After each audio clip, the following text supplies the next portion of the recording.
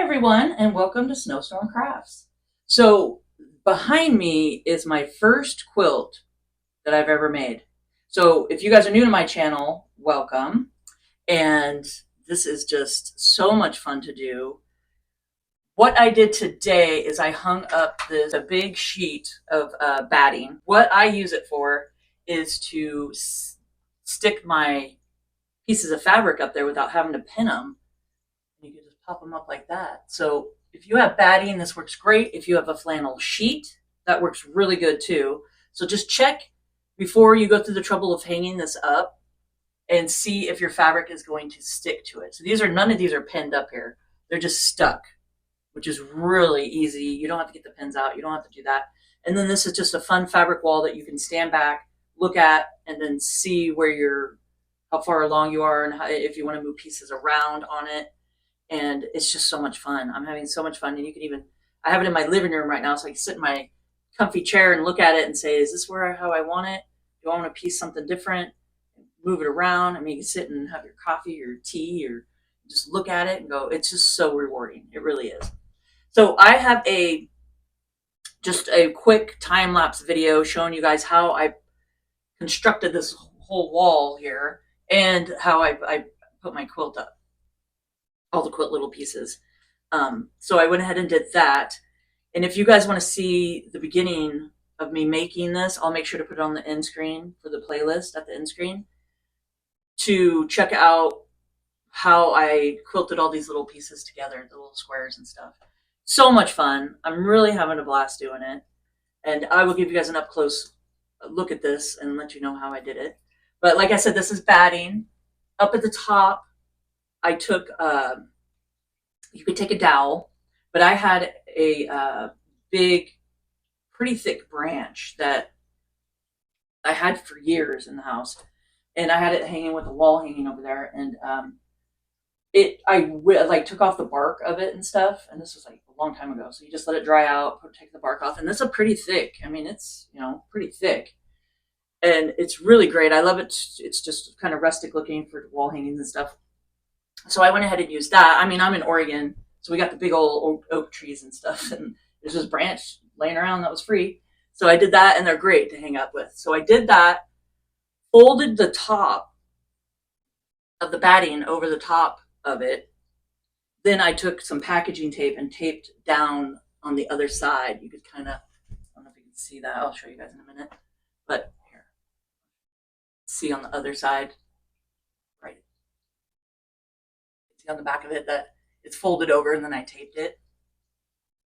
So that makes it so it stays up there. And then I just took some nails and put them up on the wall and hung the whole stick up there.